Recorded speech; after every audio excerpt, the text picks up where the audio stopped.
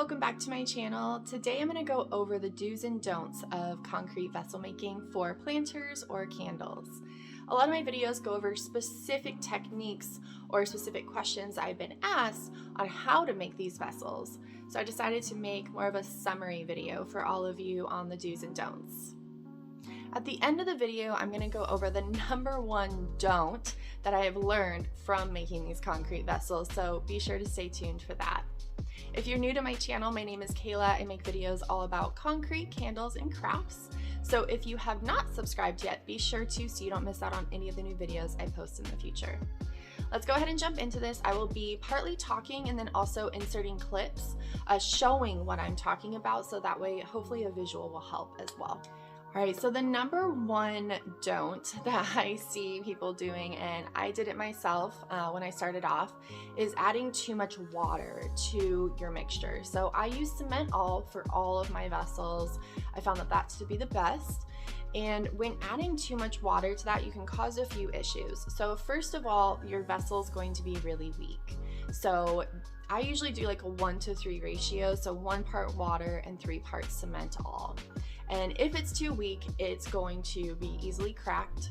So if you pour hot wax in there, it could crack, or while you're burning it or while your customer's burning the candle, it can actually cause little hairline cracks, which aren't pretty.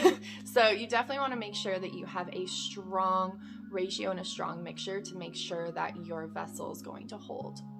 So what also could happen is it could leak. So it might not crack, but what you'll see is you'll actually see little wet spots come through as you are either pouring the candle or the candle is burning. So again, definitely not ideal. Another thing you'll notice if you add too much water is your container will break as you take it out of the mold. So all the molds that I use, and I will go over this in a later part in the video, I never have the issue of the container breaking.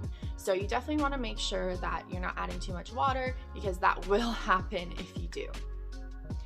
And then one other thing about mixing, and I wanted to put that in this section, is make sure that all your mixture, so your cement, all, whatever you're using, is completely dissolved. If you don't, you're going to get little wet spots. And I call them wet spots because they look like wet spots on the container, but it's actually just clumps of the cement all or of your mixture that did not get fully dissolved, which is not good because you want that water in there. The way to figure out that if you have enough water in there as well is it's kind of like a pancake batter consistency. So you don't want it too thin, you don't want it too thick because it won't go into the mold, but you definitely want to be more on the thicker side because you don't want it to be too thin, and then obviously it's going to cause all the issues I just covered. So the number two don't is when you are adding pigment or acrylic paint, don't add too much. So that you have to eyeball it a little bit, but you definitely want to make sure you're not adding too much color in there, because what it's going to do is it's going to weaken the vessel. So I always start off very small. So obviously when you're testing your vessels and you're getting your colors together, you want to make sure you have a consistent color going forward. So you want to measure that. However, you want to make sure you're just adding a little bit at a time. So that way you're not going overboard too much. If you do add too much pigment or too much color, you can weaken the vessel. So kind of like before, if you add too much water, your vessel will crack and you'll get little lines. So that will happen if you add too much color. The other thing that could happen as well is it could become blotchy.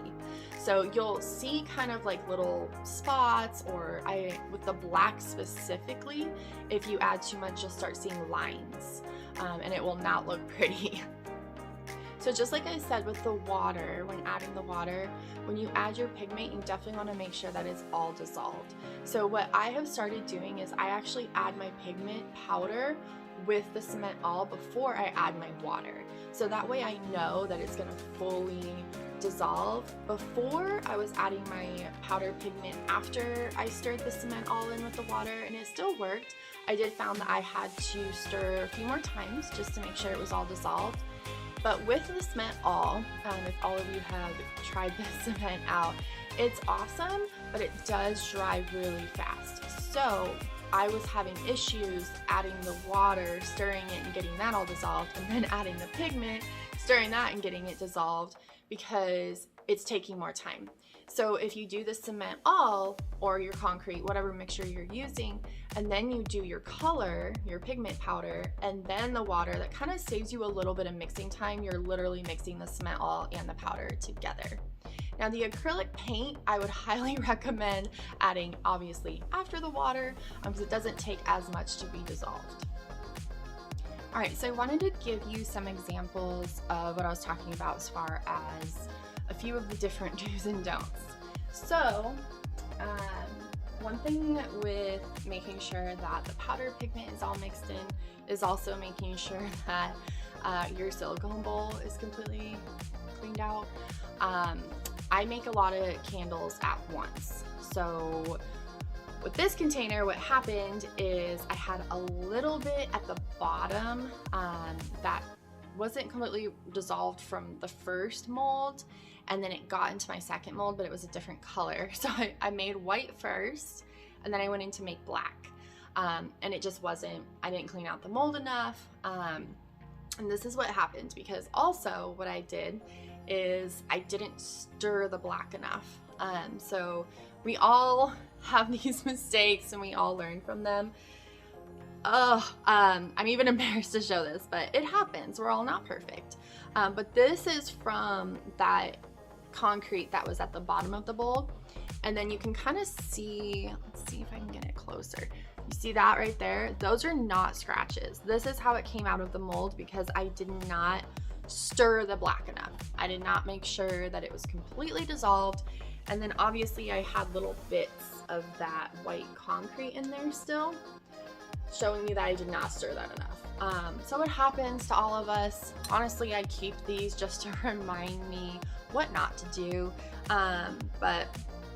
and as examples for all of you. But that would be, just make sure you're stirring everything before you pour, because that's what's gonna happen.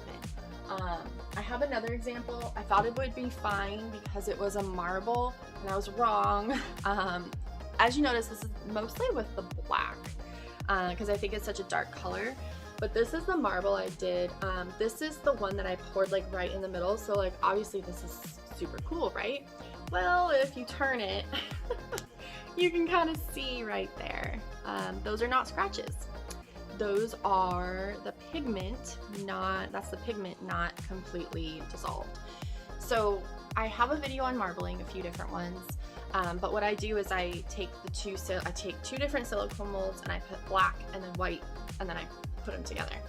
So just make sure before you put them together, they're both stirred really well.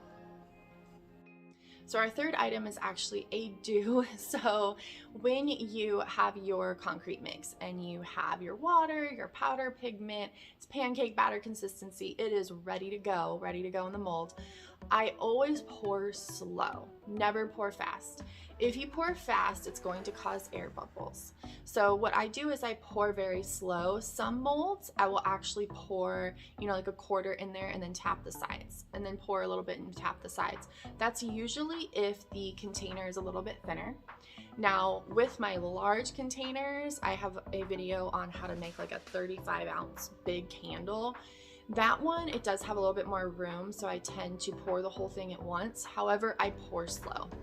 So while you're pouring slow, it's going to allow the air bubbles to come up, so you're not going to have as many bubbles that you have to tap out after you pour. But what it's also going to do is it's going to allow you not to overfill. This is one thing that I have found to be very hard. If you overfill your container, you can fix it, don't worry, I'll show you how to fix that in a second. But you don't want it to overflow, because if you do, it's really hard to sand. So I always leave like the smallest amount right at the top of the mold. I never fill it to the complete top, because what that does is when I unmold it, it's going to be easy to sand. The bottom of it's going to be nice and smooth. If you overfill it, you're going to have kind of a rough bottom. So again, you want to fill it as much as you can, but just not overfill it. If you happen to overfill it, I use a scraper and I just scrape it right off the top. And that usually helps, and I really don't have a problem with demolding, but the sanding still is really hard if I fill it up that much. So pouring slow is definitely going to help you not have to do that, and then the air bubbles will come up. And then also if you're marbling, you can kind of pour different ways. So if you pour really fast, the marble is going to be like a different design. I have found that if you pour slow right in the middle, it creates this nice symmetric marble around the whole thing. It's really pretty. So again, depending on what you want your vessels to look like, you can actually pour in different ways when you're marbling to create different effects. You pour right in the middle and pour slow, it'll kind of have that symmetric look. Or if you kind of pour in like a circle or like kind of over here and then over here, it'll cause more of a up and down marble look. I love the marbling. It's really fun because you can literally, everyone is unique and you can kind of make it your own. As far as overfilling goes, I wanted to show you a couple examples. I just noticed that this vessel, these have been sitting in my garage. So I just noticed a little dirty, but it's a really good example. So this one I overfilled and then I used I think it's like a paint scraper. It's like a metal, like flat scraper that I just used to scrape off the top. You can use anything. So you can see that I scraped it. That's fine. Because if you overfill it, sometimes it can be a little rough on the bottom. This one wasn't rough, but so look at I'm gonna try to get it to where you can see it. So right here, there we go, right here. That is going to be really hard to sand because there's like an extra layer almost right here. And I have another one.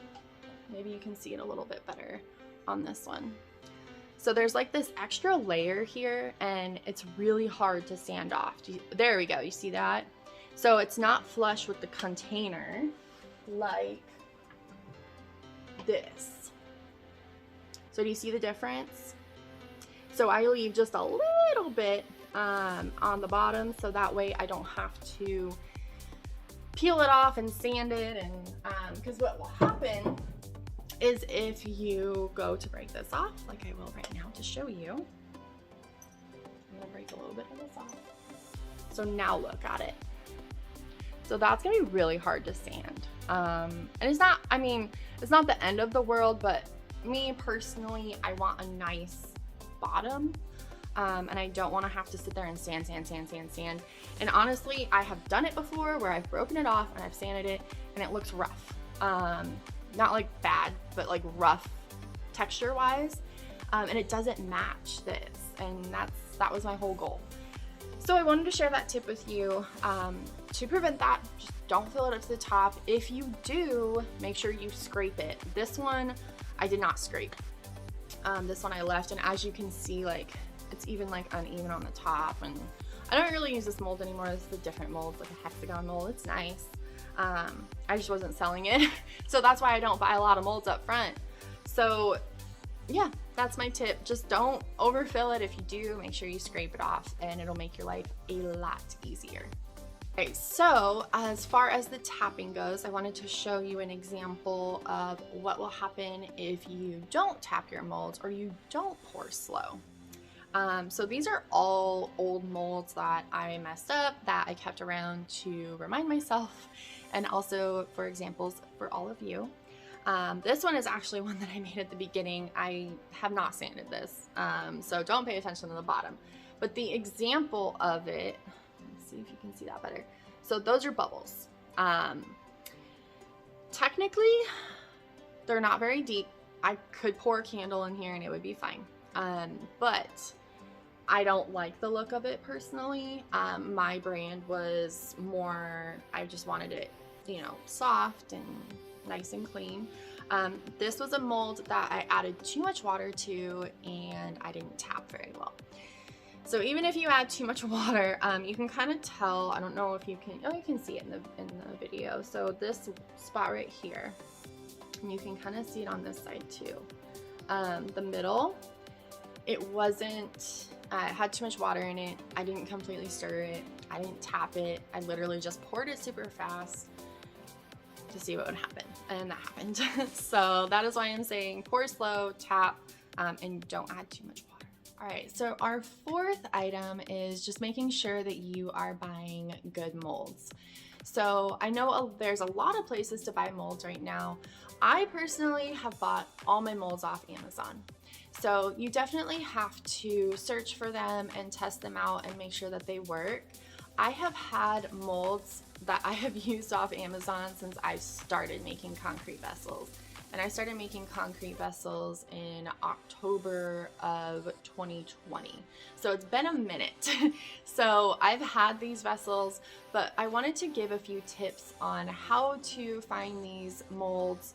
I do have links in the description box below, but I do want to give some tips as far as, you know, if you want to try to find your own or keep an eye out for new molds coming out that maybe I haven't done a video on yet. So what I would recommend is try to find molds that have more of a thick outside. So you don't want it too thin, because if your mold is too thin, it is going to make your concrete vessel walls very thin, and then it'll be easier and more susceptible to cracking and breaking and leaking and all that fun stuff. So I do have a cylinder mold that is a little bit more on the thinner side. However, I have kind of perfected my ratio, so I haven't had to worry about any cracking or leaking. But for beginners, I would definitely recommend a thicker wall of a mold, just so you don't even have to deal with any cracking vessels or anything. So I will show you a few molds here in a minute, and what I'm talking about as far as like thickness goes.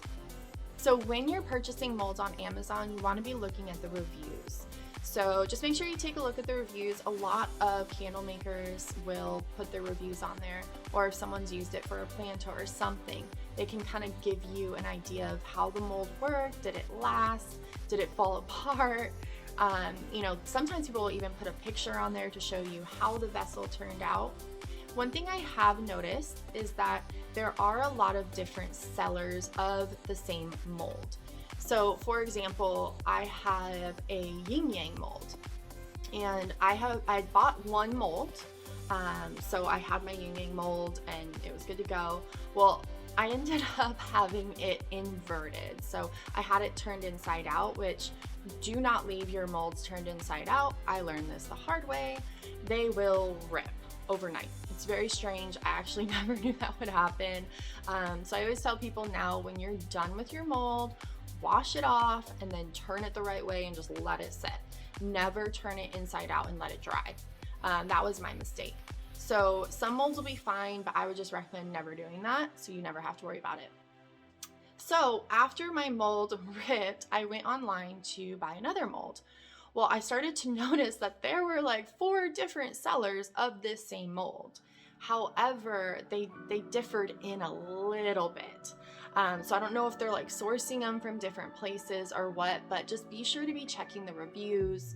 And then if you find a good mold, save it.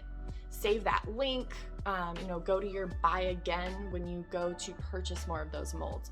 Don't just search that mold and then think it's the same seller. It's not the same seller. There's a lot of them. So just make sure that you're using the same listing if you find a really good mold. Now, one question that I do get is how do you get so many molds? Well, it's over time, unless you just want to go ahead and purchase them all up front. What I would recommend, because I have a lot of different sizes and vessels on my site.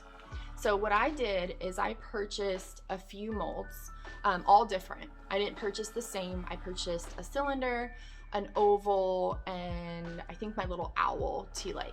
So I had those. That's what I started with. And then I posted them. I did different colors and kind of made them all different and unique. So I had a few different vessel options. So after that, I noticed that my ovals started to be really popular. So what I did is I took some of that money from my sales and I purchased a few more ovals. And then I got a wholesale account for some cylinders, and then I purchased more cylinders. So what I would recommend is obviously trying out a bunch of different containers if you want. If you have a specific look or you just want to go with one, that's totally fine.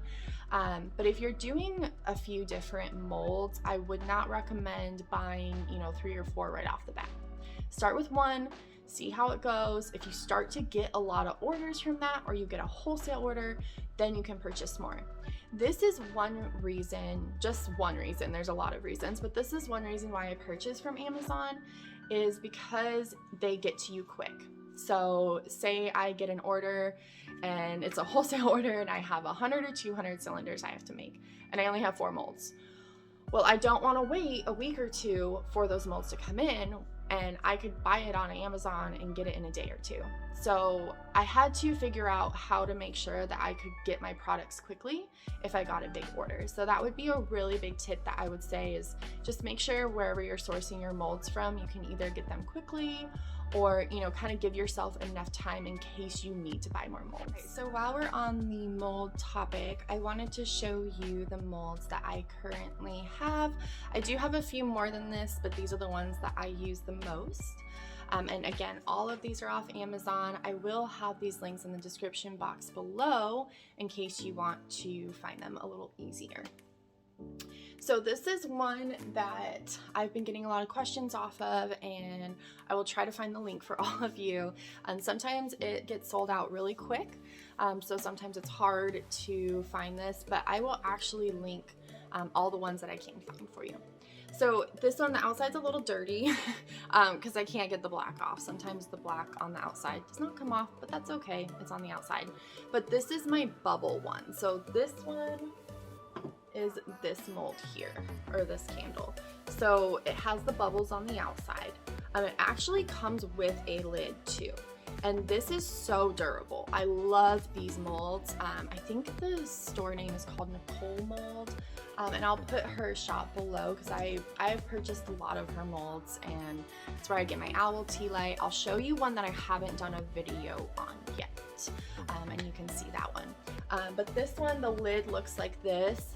It's a separate mold, of course, but it just goes right on top. It's really nice. So yeah. It's awesome. I like it. It's really cute. And I really wanted a mold with a lid because a lot of my molds didn't have lids, and I didn't want to make a mold for the lid. So this one would be like probably my #1 recommended. I love it. But as you can see, so the sides are thicker, right? So you don't want anything very thin. This mold obviously is very durable. It's really easy to wash. The outside is a little bit harder, I'm not sure, but I can tell that the inside and the outside are different textures a little bit, so maybe that has something to do with it, but this is one that's really good. So the oval that I was talking about, this is one that I've had since I started, and it's very popular. I love it. I put 3 wicks in it, and I have a video, a lot of my videos I use this. So it's actually a planter mold. So what you can do too on Amazon, you don't have to search concrete candle mold. You can search concrete planter mold. Anything that has like that thick wall that's made for concrete, you can use and test out. So that's something that I have figured out along the way as well. So a lot of these molds will also have the silicone inside and the hard plastic on the outside. I really like these because then you don't really have to worry about like having it misshaped. So for example, with my bubble mold, when I go to tap this, I'll drop it and then I'll tap the sides to make sure the air bubbles come out. But I have noticed that sometimes if the concrete dries too quick and I'm trying to like tap it and move the concrete around, it'll kind of deform a little bit. So you can fix that. It's not a problem. I don't really have a problem with it anymore. After I did my first one, I noticed that this mold did that. Basically, after I'm done tapping and doing all the stuff to the sides, I'll just drop it one more time and it'll literally just go back to its shape. But if you have like these plastic, you don't really have to worry about it being misshaped. So you just have to tap, and I still drop it and everything, but you don't really have to worry about it coming out of its shape. Another one I found off Amazon that is becoming very popular is and again, I can't get the black off the outside, so I'm sorry, but is my geometric one. So I love this one. It's really cute. It's kind of a different vibe, and a lot of people like kind of the geo look now. But again, as you can see, it's thicker. And you always want to make sure that there's a pretty good base. You don't want the base to be too thin.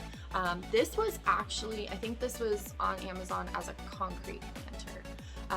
So it's not necessarily for a candle, but I bought it, I tested it out, and it worked perfect. So just because it doesn't say candle on it, don't steer away from it.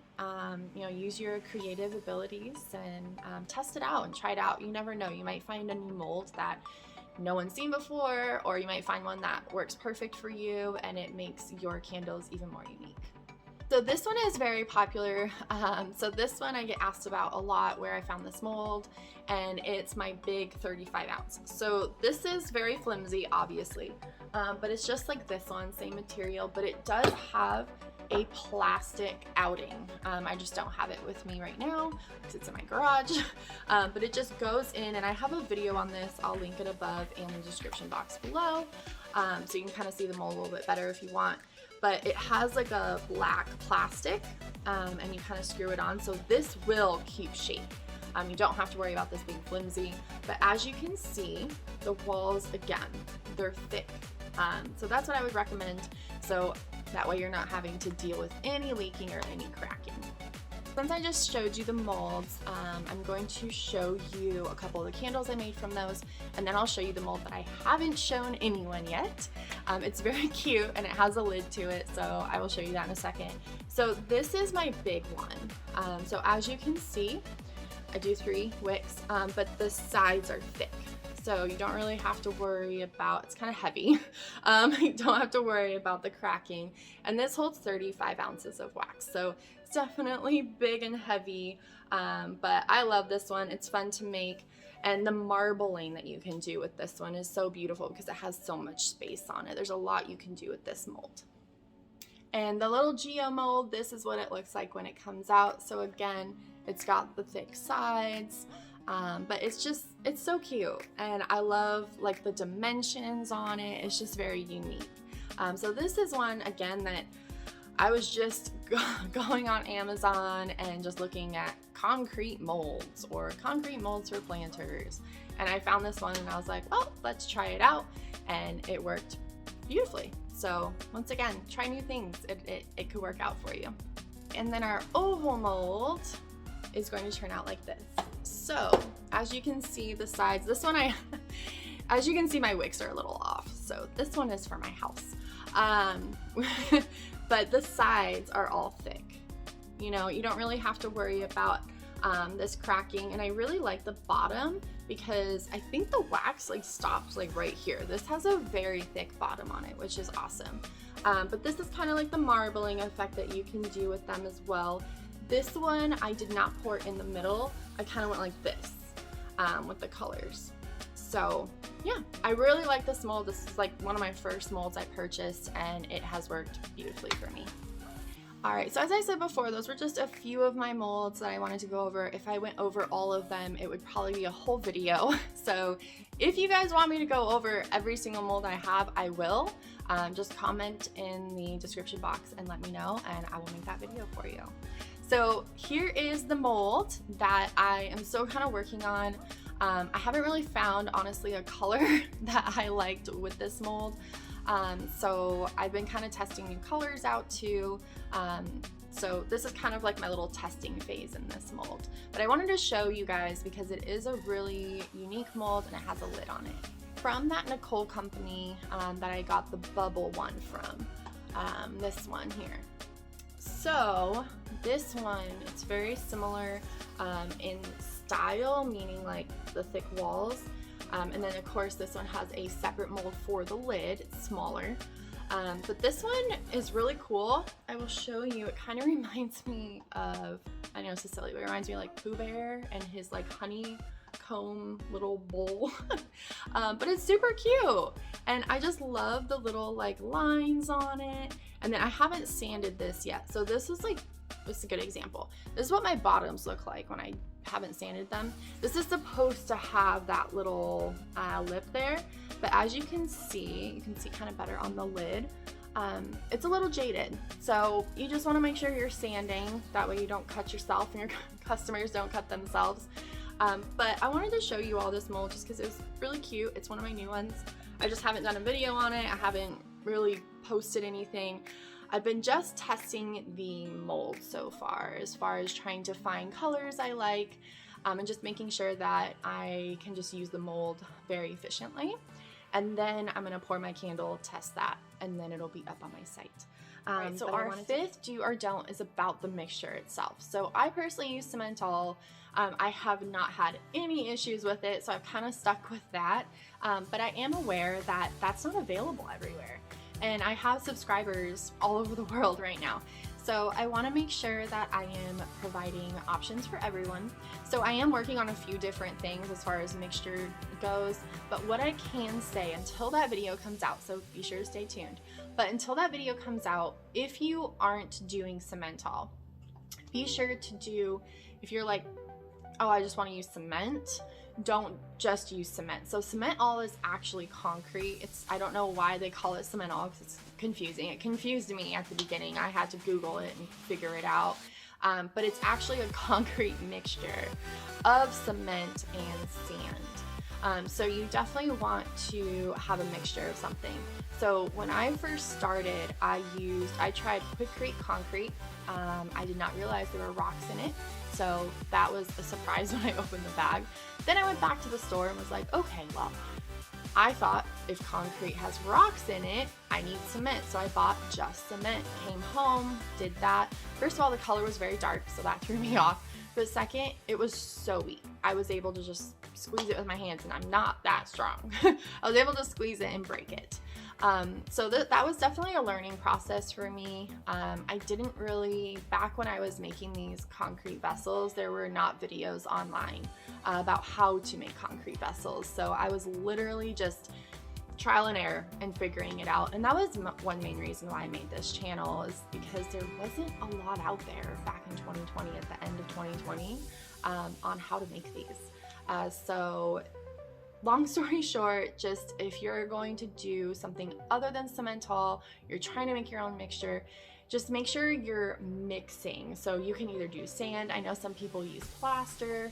So I'm definitely going to try to come out with a video soon on how to make your concrete vessels, and you can use maybe a different mixture in case Simmental is not available to you where you're at. All right, so for our sixth item, it's going to be making sure that your molds are drying in a good environment. So what I mean by that is, for example, I live in Arizona. It is freaking hot in the summer.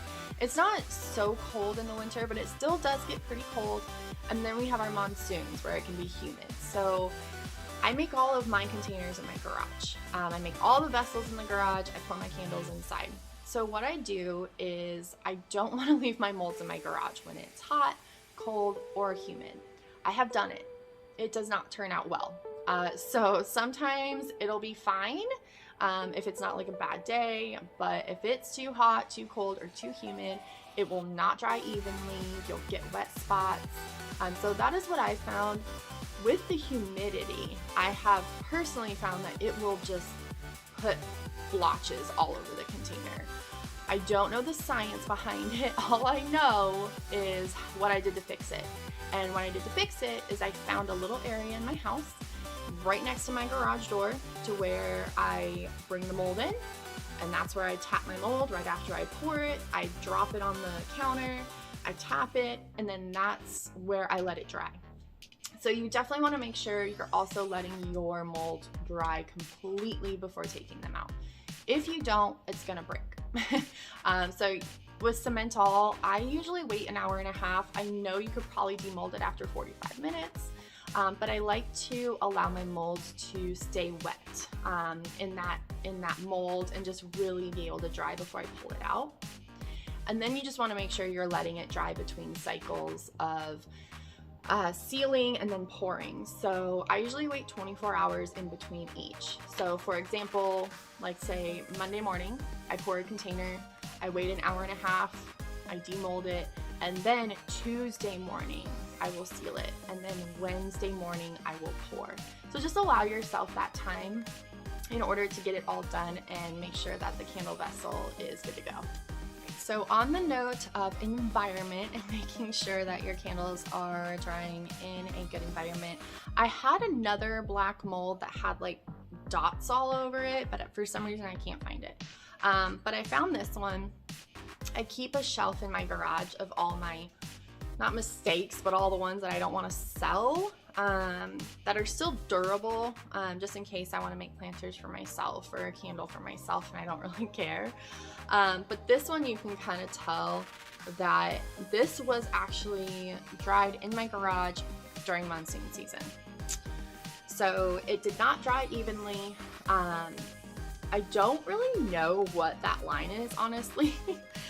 So this is one example of making sure that you just dry it in a good neutral spot. And I'll show you where I dry mine. It's just a countertop inside my house. So yeah, I would definitely recommend making sure that it's not too hot, not too cold, and not too humid. All right, so our 7th item here is what my number 1, you could call a mistake. I'm not gonna call it a mistake. I'm gonna call it a don't and a learning. All right, our 7th item here is what I learned from the hardest. All of these tips, do's and don'ts, whatever you want to call it, everything I've given you, I have learned over the past 1.5 years of making these containers, almost 2 years in October. I have loved this journey, but it's definitely a trial and error. So that's why I wanted to make this video is, again, there were not any videos out there. There were videos on how to like make concrete coasters and, you know, maybe a few concrete planters here and there, but barely anything when I first started.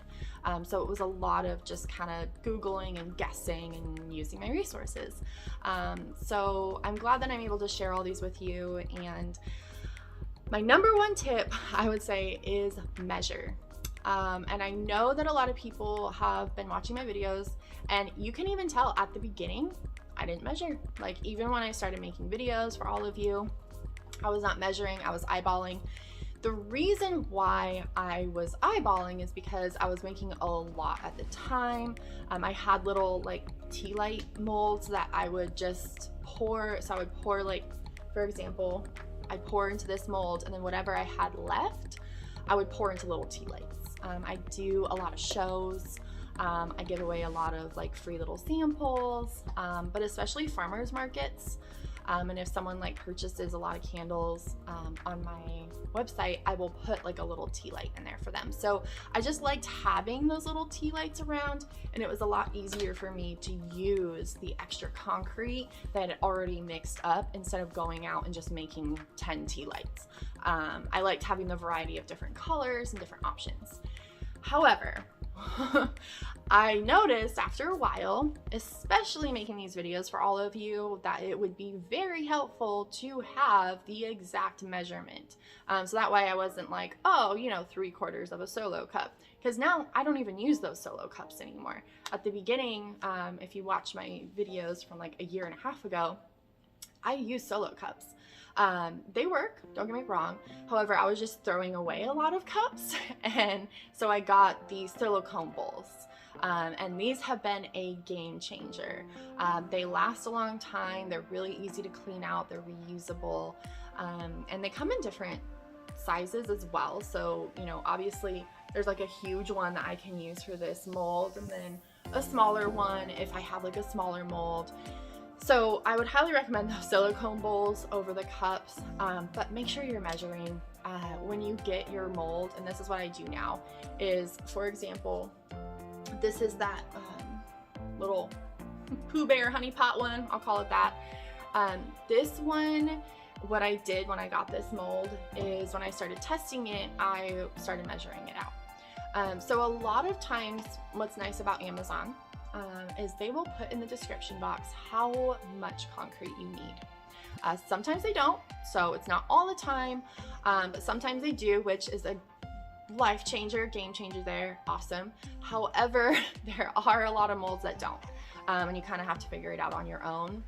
Me personally, you know, I know a lot of people didn't have different techniques on how to do this, but I just literally just I kind of eyeball it because I've made a lot of containers, so I can kind of eyeball how much concrete is needed for different molds. So I eyeball it first. I have my little scale. I put my silicone bowl on there. I'll put how much I think is gonna work, And then when I pour it into the mold, I know if I have too much or too little. And then by 2 or 3 rounds, I have it figured out. But what's really nice is you can still use those containers you made. So like when you're testing it out, make the containers. You know, don't just make a container because you're testing it and then just toss it. Those are containers that I use to test my wax in. So that would be my number 1 tip, is make sure you are measuring and writing down how much concrete goes in these molds. Moving forward, if you've noticed in my recent videos, I have been doing that for you guys. I've been measuring, making sure that you guys know how much is going into the mold. So hopefully that helps, so you don't have to kind of go through that 2 or 3 molds that I do when I get the molds from Amazon. Alright guys, so that was my video on do's and don'ts of concrete vessel making. If any of you have any questions on what I talked about, or there was something that you were hoping that I talked about that I didn't, be sure to leave it in the comment box. I am keeping a list of videos to make in the future. However, I would love all of your feedback. If there's something that you want to see a video on, I am more than happy to do that. So any questions or comments, put them in the comment box below. Again, I'm going to have links in the description box too, but when you're searching for molds, you can just search, again, candle mold or concrete candle mold, concrete planter mold. I do know that there are some other companies out there that sell molds. I personally have not purchased from them, but I do know that a lot of people have, and from the looks of them, they look like great molds. So if you are kind of more, you want to go away from Amazon and you want to purchase molds from a different company, do it. You know, try out whatever is going to work for you. I just like to share what works for me. Really the only reason why I go with Amazon is because it's so quick and they have such a variety. But again, I will put that shop that I usually purchase from. I always go on her shop to see what new stuff she has. But you can find molds really everywhere. You can do a Google search too. You don't even have to do an Amazon search. So I hope this video was helpful for all of you. If you liked this video, please give it a thumbs up so that way I know this is the kind of content you like to see. Again, anything else you want to see, put in the comment box below, and I will see all of you in the next video.